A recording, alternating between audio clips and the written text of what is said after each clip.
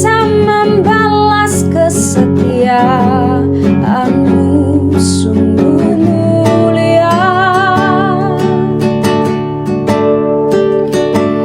dan berharga. Sungguh besar pengorbananmu bagiku, terlalu dalam untuk dimengerti. Sungguh besar, oh, sungguh indah yang kau pikirkan tentangku, tak terselami bagiku. Sungguh indah.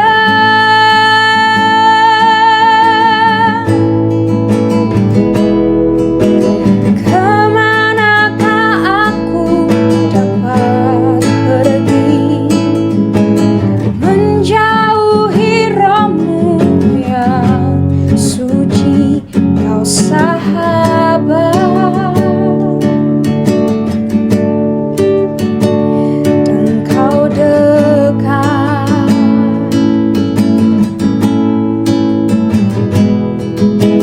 Bahkan seluruh pengabdianku tak bisa membalas kesetiaanmu, sungguh mulia dan berharga. Sungguh besar pengorbananmu bagiku, terlalu dalam untuk dimengerti.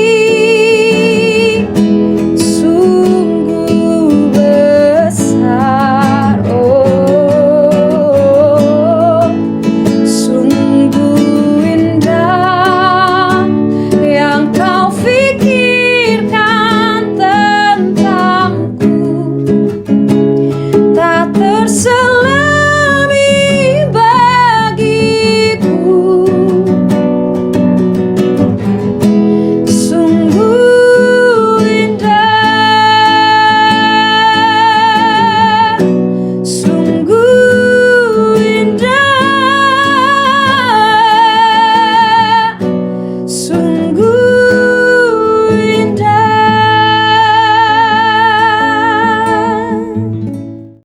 Shalom Bapak Ibu, saudara sekalian yang kami kasih di dalam nama Tuhan Yesus Kristus.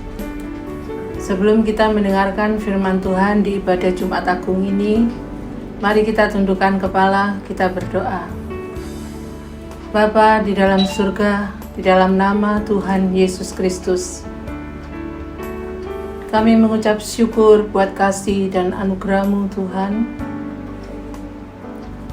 Sungguh kami boleh hidup sampai pagi hari ini, semua karena salib-Mu. Kami boleh menikmati damai sejahtera, kami boleh menikmati kemenangan demi kemenangan, semua oleh karena salib-Mu. Sungguh Tuhan, oleh karena salib-Mu, itu membuat arti yang begitu dalam hidup kami. Untuk itu Tuhan, biarlah kami semua pagi ini mendengarkan firman-Mu. Kuasai lidah bibir hamba-Mu di dalam kuat kuasa Roh Kudus. Dan bagi kami yang mendengarkan, berilah kerendahan hati untuk kami siap dinasehati, kami siap untuk ditegur oleh firman-Mu Tuhan. Hamba menyerahkan hamba-Mu Bapak Gembala yang sebentar lagi akan menyampaikan firman-Mu, dan biarlah firman yang disampaikan oleh hamba-Mu, Roh Kudus, menyempurnakan di dalam setiap kehidupan kami, baik kami yang melihat dan mendengarkannya saat ini. Di dalam nama Tuhan Yesus Kristus, kami telah berdoa dan mengucap syukur. Amin. Shalom Bapak Ibu yang dikasihi oleh Tuhan. Salam sejahtera dalam kasih Tuhan kita Yesus Kristus. Selamat pagi buat kita semua. Puji syukur kepada Tuhan kalau hari ini hari yang sungguh luar biasa, merupakan hari kebesaran. Dan saya percaya ini juga hari kemuliaan Tuhan kita Yesus Kristus, ya Bapak Ibu. Dan juga merupakan hari yang bersejarah, ya, di mana ribuan tahun yang lalu, ya Bapak Ibu dikasih Tuhan, Kristus mati untuk menyelamatkan umat manusia di seluruh dunia. Makanya disebut hari yang agung, Bapak Ibu dikasih Tuhan, ya. Agung itu artinya Bapak Ibu mulia. Agung itu artinya besar. Jadi sebenarnya hari ini hari yang mulia, hari yang besar, kebesaran Yesus Kristus Tuhan yang menyelamatkan umat manusia. Makanya Bapak Ibu, kalau kita perhatikan di dalam Injil Yohanes pasal 3 ayat yang ke-16, ya, saya akan bacakan Injil Yohanes 3 ayat 16. Firman Tuhan berkata begini, "Karena begitu besar kasih Allah akan dunia ini, sehingga Ia mengaruniakan anaknya yang tunggal, supaya setiap orang yang percaya kepadanya tidak binasa, melainkan beroleh hidup yang kekal." Bapak Ibu perhatikan, dikatakan di sini kasih Allah akan dunia ini. Bukan kasih Allah akan umatnya, bukan kasih Allah akan umat manusia, tetapi dikatakan di sini kasih Allah, Bapak Ibu dikasih Tuhan, ya, kasih Allah akan umat manusia, kasih Allah akan dunia ini. Berarti ayat ini bersifat global, Bapak Ibu. Semua yang ada di dunia ini Allah mengasihi. Tetapi Bapak Ibu perhatikan baik-baik. Teks selanjutnya dikatakan begini, supaya setiap orang yang percaya kepadanya tidak binasa, melainkan beroleh hidup yang kekal. Bapak Ibu, jadi keselamatan yang Yesus sudah kerjakan itu mutlak untuk dunia, ya. Karena keselamatan Kristus waktu proses penyaliban itu untuk dunia. Tapi satu hal yang perlu Bapak Ibu ingat, bukan keselamatan kekekalan nanti, bukan. Wah, luar biasa Bapak Ibu dikasih Tuhan, ya. Luar biasa, dahsyatnya Allah kita, dahsyatnya Tuhan kita ini luar biasa Bapak Ibu dikasih Tuhan, ya. Bapak Ibu perhatikan ini baik-baik, ya. Sekarang kembali lagi Bapak Ibu, biar Bapak Ibu tahu, ya, Dia sangat detail sekali menurunkan firman Allah. Dia sangat jelas sekali sehingga kita tidak sulit untuk mengerti sekarang ini bahwa keselamatan selanjutnya, yaitu keselamatan yang kekal buat selama-lamanya, ditujukan kepada setiap orang yang percaya kepadanya. Merekalah yang beroleh hidup kekal, Bapak Ibu. Tapi harus ingat lagi Bapak Ibu dikasih Tuhan, mungkin kita bertanya, percaya yang bagaimana?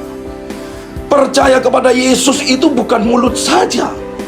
Percaya kepada Yesus itu bukan bibir saja, tapi Tuhan tarik lebih dalam lagi, yaitu kepercayaan kita kepada Kristus harus dimulai dari dalam hati kita. Bapak Ibu dikasih Tuhan, coba kita buka dalam kitab Roma pasal 10 ayat yang ke-9, ya. Kitab Roma pasal 10 ayat yang ke-9. Saya bacakan demikian firman Tuhan. "Sebab jika kamu mengaku dengan mulutmu bahwa Yesus adalah Tuhan dan percaya dalam hatimu bahwa Allah telah membangkitkan Dia dari antara orang mati, maka kamu akan diselamatkan." Coba Bapak Ibu perhatikan baik-baik. Bukan sekedar percaya saja tanpa tindakan nyata, tanpa tindakan konkret, ya. Karena kalau cuman percaya saja, perhatikan ini baik-baik Bapak Ibu, setan pun percaya. Bahkan firman Tuhan mencatat iblis pun sampai gemetar. Coba kita buka dalam surat Yakobus pasal 2 ayat yang ke-19. Ya, firman Tuhan berkata begini, "Engkau percaya bahwa hanya ada satu Allah saja, itu baik. Tetapi setan-setan pun juga percaya akan hal itu dan mereka gemetar." Coba Bapak Ibu perhatikan baik-baik. Setan jauh lebih dahsyat kepercayaannya kepada Allah. Sampai setan percaya akan Allah itu, mereka gemetar, Bapak Ibu. Bapak Ibu dikasih Tuhan, sekarang bagaimana dengan kita? Apakah Bapak Ibu percaya Kristus sampai gemetar? Ada satu pengertian begini Bapak Ibu, kalau kita percaya kepada Allah sampai ke dalam hati kita, perhatikan, baru iman itu diberikan oleh Allah kepada kita. Karena apa? Karena iman itu kasih karunia Bapak Ibu. Percaya itu kita punya. Jadi percaya itu kita yang punya, kita yang berusaha.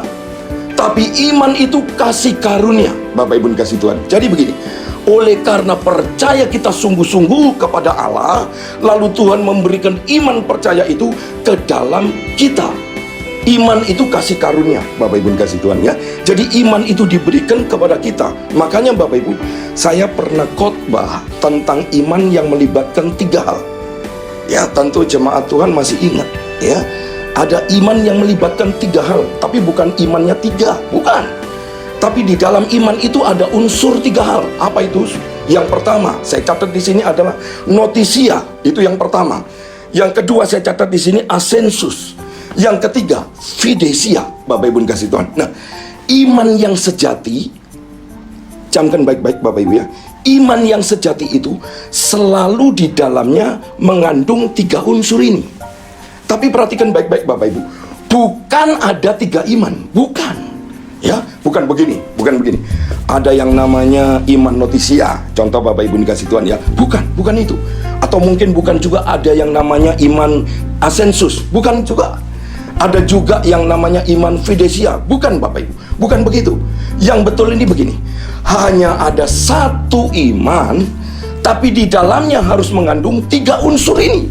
Notisia, asensus, dan fidesia. Inilah istilah teologi Bapak Ibu kasih Tuhan ya. Jadi yang pertama begini, istilah di dalam dunia teologi, apa yang kita sebut dengan notisia. Notisia itu Bapak Ibu, perhatikan begini. Notisia itu percaya dalam pikiran. Ya, contoh begini, saya beri contoh kepada Bapak Ibu. Saya mau tanya kepada Bapak Ibu sekalian, siapa yang percaya Yesus sebagai Tuhan dan Juru Selamat? Wow, berikan tepuk tangan yang paling meriah bagi Allah kita ya. Tapi perhatikan baik-baik, kepercayaan kita jangan berhenti sampai di pikiran saja atau notisia saja Bapak Ibu kasih Tuhan ya. Harus ada yang kedua. Apa itu yang kedua? Asensus. Nah, perhatikan baik-baik begini. Notisia itu percaya bahwa Yesus itu adalah Tuhan dan Juru Selamat. Tapi ingat, perlu Bapak Ibu ketahui, setan pun percaya bahwa Yesus itu Tuhan, Yesus itu Allah. Setan pun percaya hal itu. Makanya Bapak Ibu kasih Tuhan, kita jangan berhenti sampai dipercaya saja. Harus ada tahap berikutnya, yaitu tahap yang kedua. Yaitu apa Bapak Ibu? Asensus. Karena begini, tidak cukup dengan notisia saja untuk percaya kepada Kristus, untuk percaya kepada Tuhan. Karena pemahaman notisia saja, iman yang sejati itu bukan berdiri di atas percaya saja, tapi tetap mengandung 3 unsur ini. Nah, yang kedua apa? Asensus, Bapak Ibu kasih Tuhan. Asensus yang kedua ini disebut apa Bapak Ibu? Apa namanya asensus? Terlebih dahulu, biar Bapak Ibu tahu. Asensus itu artinya begini, keyakinan yang sungguh-sungguh. Apa yang kita percayai, setelah itu apa yang kita ketahui itu benar. Setelah itu benar, memang yang itu yang harus kita percayai. Lalu kita harus menaruh keyakinan penuh bahwa saya percaya kepada Yesus Kristus Tuhan dan Juru Selamat. Lalu sekarang saya yakin betul bahwa Yesus itu adalah Tuhan dan Juru Selamat. Nah, perhatikan baik-baik Bapak Ibu kasih Tuhan. Yang pertama ya, kita percaya Yesus sebagai Tuhan dan Juru Selamat. Tapi jangan berhenti sampai dipercaya. Karena begini Bapak Ibu dikasih Tuhan ya, belum tentu kita percaya Yesus sebagai Tuhan dan Juru Selamat, tapi belum tentu menerima Dia, belum tentu menaruh keyakinannya kepada Dia, belum tentu. Bapak Ibu, perhatikan dari ayat tadi yang sudah dibaca. Setan pun percaya bahwa Yesus itu Tuhan, Yesus itu Allah. Tapi apakah kemudian setan yakin lalu mau hidup sungguh-sungguh kepada Dia? Oh, tidak. Tidak ada, bahkan tidak mungkin Bapak Ibu dikasih Tuhan. Jadi perhatikan baik-baik Bapak Ibu, harus ada yang kedua, yaitu apa? Asensus, keyakinan. lalu kita percaya sungguh-sungguh kepada Allah yang benar, lalu kita bukan cuma hanya percaya, menaruh keyakinan yang benar. Nah, jadi iman yang sejati itu Bapak Ibu, harus ada unsur yang kedua, asensus. Kita yakin sungguh-sungguh, kita terima sungguh-sungguh sebagai sebuah kebenaran. Tetapi perhatikan baik-baik, tetap iman yang sejati itu tidak berhenti sampai di asensus. Iman yang sejati itu harus sampai kepada tahap yang terakhir. Apa itu Bapak Ibu? Fidesia. Perhatikan baik-baik. Fidesia itu apa? Fidesia itu berserah. Ini penting Bapak Ibu. Berserah itu apa? Bersandar total kepada apa yang kita percayai, kepada apa yang kita yakini, yaitu Yesus Kristus Tuhan. Lalu inilah yang ketiga adalah apa Bapak Ibu dikasih Tuhan? Berserah dan bersandar penuh kepada Tuhan. Inilah kandungan iman yang sejati. Bapak Ibu dikasih Tuhan, yang ketiga ini yang disebut dengan iman yang sejati. Kalau begitu begini Bapak Ibu, saya gambarkan dengan bahasa yang sederhana ya, supaya Bapak Ibu kaum awam mungkin lebih mudah mengerti. Begini Bapak Ibu, notisia itu adalah iman yang melibatkan pikiran. Hari ini kita tahu, hari ini kita sedang memperingati penyaliban Kristus Yesus. Kita mengerti bahwa Yesus adalah Tuhan dan Juru Selamat. Itu namanya notisia, bagian pikiran. Lalu asensus. Asensus itu adalah iman yang melibatkan perasaan. Jadi saya bukan hanya percaya ya, tapi saya terima dia, saya merasakannya dalam hati saya. Dia itu pribadi yang layak. Bukan hanya kita percayai, tapi harus kita yakini sungguh-sungguh. Mulai membangun hubungan pribadi dengan Tuhan, mulai berubah pola pikirnya, mulai berubah mindsetnya, mulai sadar bahwa apa yang selama ini saya kerjakan itu semua karena anugerah Tuhan. Perasaannya mulai tepat Bapak Ibu. Nah, ini namanya asensus, iman yang melibatkan perasaan. Yang pertama, iman melibatkan pikiran. Yang kedua, iman itu melibatkan perasaan. Nah, yang ketiga sekarang Bapak Ibu, iman yang melibatkan apa? Kehendak. Ini yang dinamakan fidesia. Saya memutuskan untuk menyandarkan seluruhnya hidup saya kepada Dia. Itu kehendak namanya Bapak Ibu. Memutuskan untuk menyerahkan total hidup saya kepada Dia, Allah yang hidup. Amin. Bapak Ibu yang dikasih Tuhan, iman yang sejati selalu harus ada ketiga ini: notisia, asensus, fidesia. Kalau masih belum ada yang ketiga ini Bapak Ibu, mungkin kita harus tingkatkan iman kita sampai merujuk kepada tiga unsur ini. Karena itu Bapak Ibu, iman yang sejati itu bukan hanya saya percaya kepada Kristus, bukan. Tapi iman yang sejati itu saya percaya masuk ke dalam Kristus. Bapak Ibu, percuma kalau kita cuman percaya kepada Kristus, itu cuman sampai kepada pikiran. Hanya tahu bahwa Dia adalah Tuhan dan Allah. Tapi percaya ke dalam Kristus itu artinya apa? Totalitas hidup saya percayakan kepada Dia, Allah yang hidup. Bersandar sepenuh-penuhnya kepada Dia. Sampai memunculkan statement yang Paulus katakan, hidup bagi Kristus, mati adalah keuntungan. Ini baru iman yang sejati. Bapak Ibu kasih Tuhan. Nah, sekarang saya coba mulai masuk dalam khotbah saya. Maaf, karena barusan ini kata pendahuluan ya Bapak Ibu kasih Tuhan ya. Sekarang baru kita masuk dalam khotbah. Mari buka Alkitab kita di dalam 1 Korintus pasal 11 ya. 1 Korintus pasal 11 ayat yang ke-23 sampai ayat yang ke-26. Saya bacakan demikian firman Tuhan.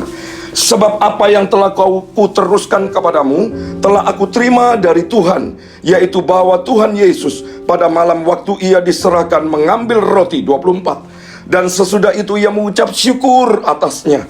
Ia memecah-mecahkannya dan berkata, inilah tubuhku yang diserahkan bagi kamu.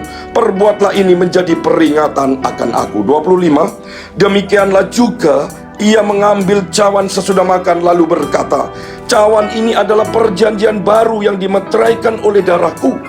Perbuatlah ini setiap kali kamu meminumnya menjadi peringatan akan aku. 26.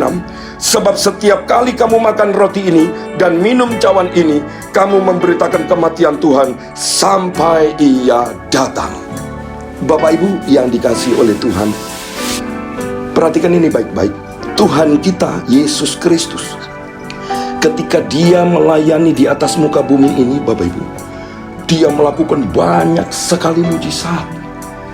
Dia membangkitkan Lazarus yang sudah mati 4 hari di kubur. Dia memberikan makan 5.000 orang hanya dengan 5 roti dan 2 ekor ikan. Dia menenangkan badai topan, ombak di Danau Galilea. Ada begitu banyak keajaiban yang Tuhan buat. Tetapi perhatikan baik-baik, Tuhan cuman berkata begini, Bapak Ibu, ingatlah ketika aku nanti akan mati. Itu dari ayat yang sudah kita baca tadi, Bapak Ibu, dari Injil Lukas 24 ayat 6 dan ayat yang ke-8. Saya bacakan, demikian firman Tuhan berbicara begini. Ia tidak ada di sini, ia telah bangkit. Ingatlah apa yang dikatakannya kepada kamu ketika ia masih di Galilea. Ayat yang ke-7, yaitu bahwa anak manusia harus diserahkan ke tangan orang-orang berdosa dan disalibkan, dan akan bangkit pada hari yang ketiga. Ayat yang ke-8, maka teringatlah mereka akan perkataan Yesus itu. Coba Bapak Ibu, ternyata Tuhan tidak mengajarkan kita untuk mengingat mujizat-mujizat itu, tetapi ada sesuatu yang Tuhan mau tekankan. Ingatlah, Bapak Ibu. Seringkali ingatan kita itu kepada sesuatu yang luar biasa.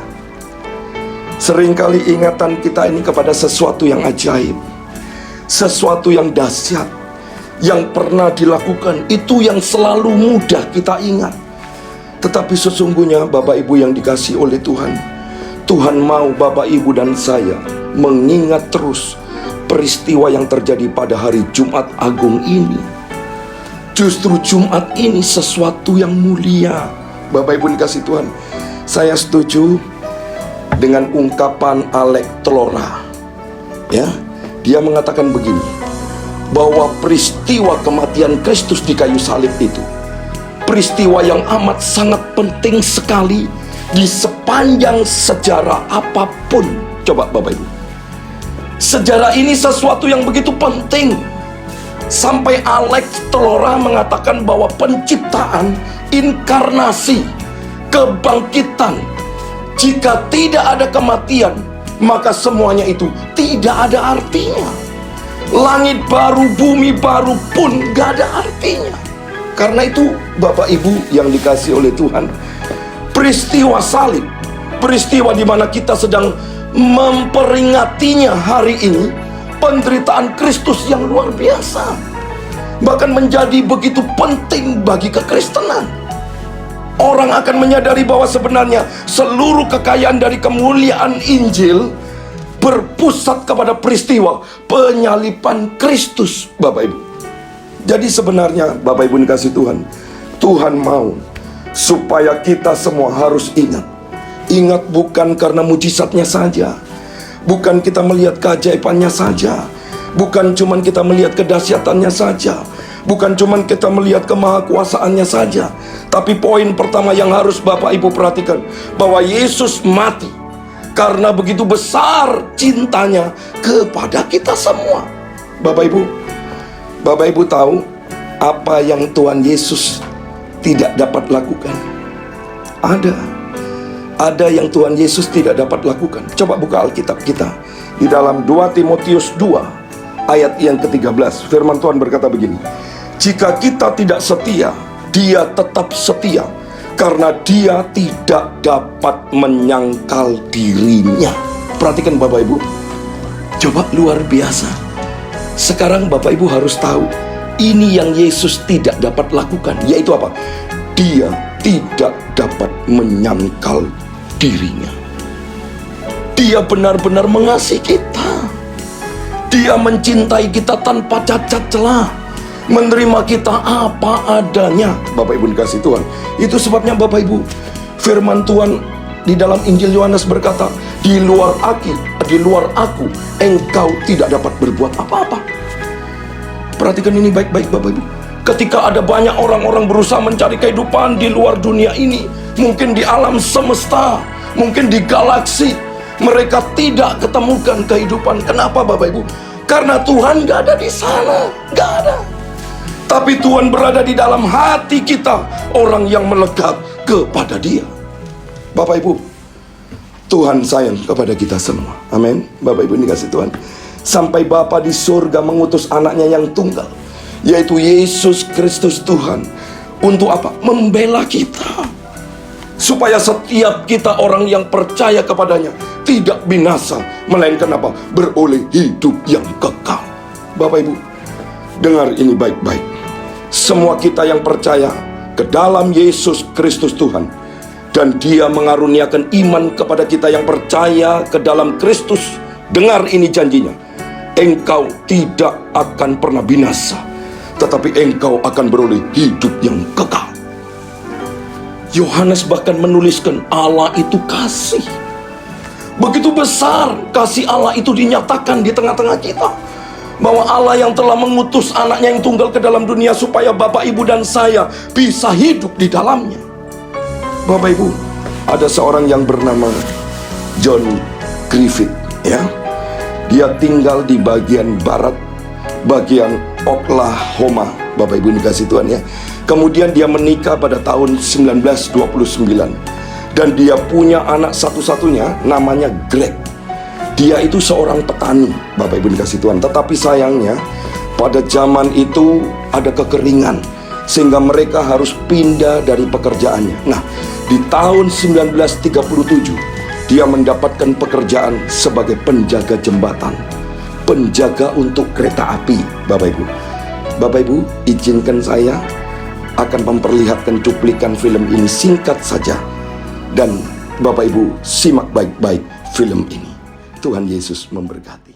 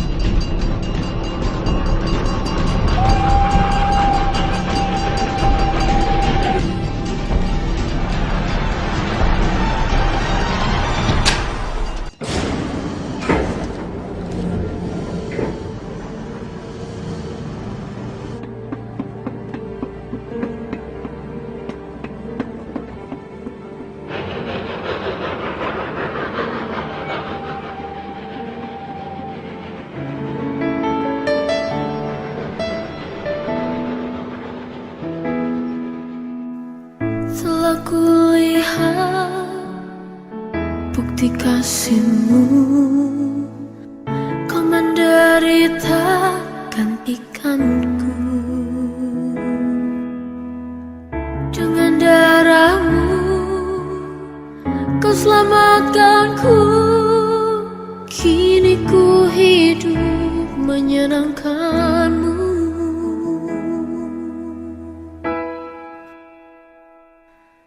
Terlalu besar kasih-Mu Bapa, pengorbanan yang Kau berikan bagiku. Terlalu mahal darah-Mu Yesus, tercurah untuk menebus hidupku. Perhatikan Injil Yohanes 3 ayat 16 berkata, karena begitu besar kasih Allah akan dunia ini, sehingga Ia telah mengaruniakan anaknya yang tunggal, supaya setiap orang yang percaya kepadanya tidak binasa, melainkan beroleh hidup yang kekal. Bapak Ibu, perhatikan kisah film ini Bapak Ibu. John Griffith mengorbankan anak satu-satunya untuk menyelamatkan 400 jiwa yang berada di kereta api Melvis Express. Bapak Ibu, John Griffith ini bukan menyelamatkan orang-orang yang dia kenal loh. John Griffith ini bukan menyelamatkan saudara-saudaranya loh. John Griffith ini bukan menyelamatkan orang-orang terdekat dia, bukan. Tapi John Griffith ini menyelamatkan orang-orang yang dia tidak kenal. Orang-orang yang dia tidak tahu sama sekali. Mungkin di dalamnya ada penjahat, mungkin di dalamnya ada perampok, mungkin di dalamnya juga ada narkoba. Tetapi John Griffith mengorbankan anaknya untuk menyelamatkan seisi kereta api. Makanya kalau Bapak Ibu perhatikan tadi dari filmnya, John Griffith sempat berteriak di pinggir kereta api itu Bapak Ibu. John Griffith berkata apa? Dia berkata begini, tidak tahukah engkau bahwa engkau selamat karena aku baru saja mengorbankan anak satu-satunya supaya engkau semua yang ada di kereta bisa selamat. Bapak Ibu, saya percaya ribuan tahun yang lalu Bapa di surga pun mengaruniakan anaknya yang tunggal, yaitu Yesus Kristus Tuhan, untuk menyelamatkan Bapak, Ibu, dan saya dari dosa. Itu sebabnya Bapak Ibu, dalam kitab Roma kita lihatnya. Dalam kitab Roma pasal yang ke-8 ayat 30a berkata, Ia yang tidak menyayangkan anaknya sendiri, tetapi menyerahkannya bagi kita semua. Amin Bapak Ibu. Coba kita lihat lagi di dalam Injil Yohanes 18, Injil Yohanes pasal 15 ayat yang ke-13. Firman Tuhan berkata begini, tidak ada kasih yang lebih besar daripada kasih seorang yang memberikan nyawanya untuk sahabat-sahabatnya. Bapak Ibu, perhatikan ini baik-baik. Tidak ada kasih yang lebih besar selain Yesus mati buat Bapak, Ibu, dan saya. Bahkan juga di dalam kitab Roma pasal yang ke-5, kita lihat kitab Roma pasal yang ke-5 ayat 8, akan tetapi Allah menunjukkan kasih-Nya kepada kita oleh karena Kristus telah mati untuk kita ketika kita masih berdosa. Bapak Ibu, coba perhatikan baik-baik. Banyak sekali ayat-ayat yang mendukung bahwa tidak ada alasan lain selain Yesus Kristus sangat mengasihi Bapak, Ibu, dan saya. Bapak Ibu, pelajaran yang pertama, ingatlah, Dia adalah Tuhan Allah yang begitu besar mengasihi kita semua, sehingga keselamatan pun Dia sudah kerjakan dengan sempurna. Maka dari itu Bapak Ibu dikasih Tuhan, pesan saya pada pagi hari ini, apapun kondisimu, tetaplah mengasihi Tuhan tanpa syarat. Tanamkan kepercayaan yang dalam kepada Tuhan. Katakan dengan iman bahwa sekali Yesus, tetaplah bersama Yesus untuk selama-lamanya. Ini yang penting. Karena apa? Karena kita terlebih dahulu sudah menerima keselamatan yang sudah Dia kerjakan dengan sempurna. Itu yang pertama. Lalu yang kedua, Bapak Ibu dikasih Tuhan, kita perlu mengingat bahwa Yesus mati di atas kayu salib sebagai ganti. Ya, Bapak Ibu dikasih Tuhan, sebagai ganti, yaitu sebagai substitusi buat Bapak Ibu dan saya. Maksudnya apa? Dia menggantikan tempat kita. Dia menggantikan posisi kita. Jadi setiap kali kita melihat salib Kristus atau Jumat Agung ini, Yesus yang mati terpaku di atas kayu salib, kita harus ingat, itu karena kasih-Nya yang begitu besar. Dia korbankan nyawanya buat kita, supaya kita selamat dan kita semua beroleh hidup. Dia menggantikan kita. Bapak Ibu, perhatikan begini. Seharusnya kita yang disalib, tetapi karena kasih Bapa kepada kita, Kristus Tuhan yang mati di sana. Makanya di dalam 1 Petrus, coba kita lihat 1 Petrus pasal pertama ayat yang ke-18, firman Tuhan berkata begini, sebab kamu tahu bahwa kamu telah ditebus dari cara hidupmu yang sia-sia, yang kamu warisi dari nenek moyangmu itu, bukan dengan barang yang fana, bukan pula dengan emas atau perak. Perhatikan ini baik-baik Bapak Ibu dikasih Tuhan. Luar biasa. Coba Bapak Ibu, bukan perak, bukan emas, bukan rupiah, bukan uang, bukan juga barang yang berharga, barang yang branded, melainkan dengan harga darah yang mahal, yaitu darah Kristus yang tidak bernoda dan yang tidak bercacat. Itu sebabnya Bapak Ibu, waktu kita semua memasuki perjamuan kudus, ingat, ada pertukaran di dalam salib. Nanti hari Minggu ada perjamuan kudus, ya.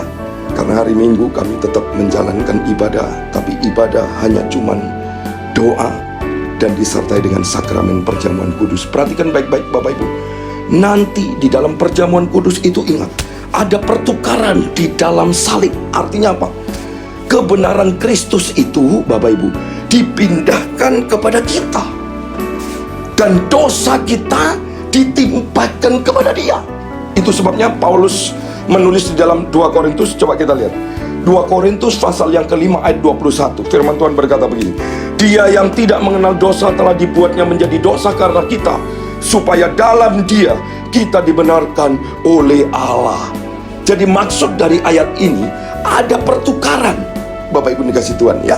Ada pergantian, ada substitusi, bahwa Dia yang kudus menjadi tidak kudus, supaya kita yang tidak kudus menjadi kudus di dalam Dia. Itu sebabnya di dalam kitab Kolose, ya, kita lihat lagi Bapak Ibu, di dalam kitab Kolose pasal pertama ayat yang ke-14, firman Tuhan berkata begini, di dalam Dia kita memiliki penebusan kita, yaitu pengampunan dosa. Bapak Ibu, lalu kita lihat coba di dalam Yesaya 1 ayat yang ke-18. Marilah baiklah kita berperkara, firman Tuhan, sekalipun dosamu merah seperti kirmisi akan menjadi putih seperti salju, sekalipun berwarna merah seperti kain kesumba akan menjadi putih seperti bulu domba. Bapak Ibu, jadi ada suatu pertukaran, sehingga kita yang dikuduskan, kita yang dibenarkan oleh Dia yang Maha Kudus, oleh Dia yang Maha Suci, menggantikan posisi Dia ada di dalam posisi kita. Coba Bapak Ibu, makanya di dalam Yesaya juga kita lihat Yesaya 53 ayat yang ke-5. Coba kita perhatikan firman Tuhan. Tetapi Dia tertikam oleh karena pemberontakan kita, Dia diremukkan oleh kejahatan kita. Karena ganjaran yang mendatangkan keselamatan bagi kita ditimpakan kepadanya, dan oleh bilur-bilurnya kita menjadi sembuh. Coba Bapak Ibu, Yesus ditikam karena pelanggaran kita, Dia diremukkan karena kejahatan kita, Dia disalibkan karena dosa kesalahan kita, pelanggaran kita. Karena pemberontakan kita, Dia dipasangi mahkota berduri. Coba Bapak Ibu, lalu teks terakhir berkata apa? Ganjaran, saya ulangi sekali lagi, ganjaran yang mendatangkan keselamatan bagi kita ditimpakan kepadanya, dan oleh bilur-bilurnya kita menjadi sembuh. Bapak Ibu, apa artinya teks ini? Artinya teks ini adalah Yesus yang sehat luar biasa rela menjadi sakit, supaya kita semua yang sakit menjadi sembuh karena darah Yesus Kristus Tuhan. Ada satu pertukaran ketika kita mengangkat cawan nanti di hari Minggu. Ada perjamuan kudus, ada sakramen perjamuan Tuhan. Perhatikan baik-baik, waktu kita mengangkat roti yang kita pegang, itu sebenarnya kita mengangkat tubuh Kristus, mengingat di mana Kristus mati diremukan untuk kita. Jadi ada satu pertukaran di sana. Bahkan saya suka pernyataan Paulus, Bapak Ibu, ya, di dalam 2 Korintus 8 ayat 9. Coba kita lihat. 2 Korintus 8 ayat 9, firman Tuhan berkata begini, karena kamu telah mengenal kasih karunia Tuhan kita Yesus Kristus, bahwa Ia yang oleh karena kamu menjadi miskin, sekalipun Ia kaya, supaya kamu menjadi kaya oleh karena kemiskinannya.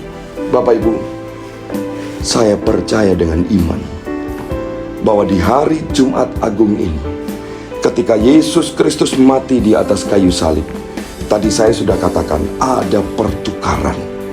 Dia yang kaya dijadikan miskin, supaya kita yang miskin menjadi kaya di dalam nama Tuhan Yesus Kristus. Amin. Tuhan memberkati kita semua. Puji Tuhan. Terima kasih Tuhan. Kembali kami mengucap syukur dan berterima kasih. Kami sudah diberkati lewat kebenaran firman-Mu yang mengingatkan kami bahwa Engkau Allah yang penuh dengan kasih. Engkau sangat mengasihi kami, dan Engkau mengasihi seluruh isi dunia ini. Dan Engkau tidak menginginkan setiap kami binasa, tetapi setiap kami beroleh hidup yang kekal. Terima kasih Tuhan, Engkau memberkati hamba-Mu, Bapak Gembala. Engkau pakai terus hamba-Mu di dalam pengurapan Allah, menjadi berkat buat kami, seluruh sidang jemaat-Mu di tempat ini. Dan bagi kami yang sudah mendengar, baik yang melihat, biarlah ini menjadi berkat buat setiap kami. Terima kasih Tuhan. Hanya di dalam nama Tuhan Yesus kami sudah berdoa dan mengucap syukur. Amin. Jangan lupa Bapak Ibu, kita ketemu kembali pada hari Minggu pukul 7 pagi di ibadah Paskah. Terima kasih, Tuhan Yesus memberkati. Ya ku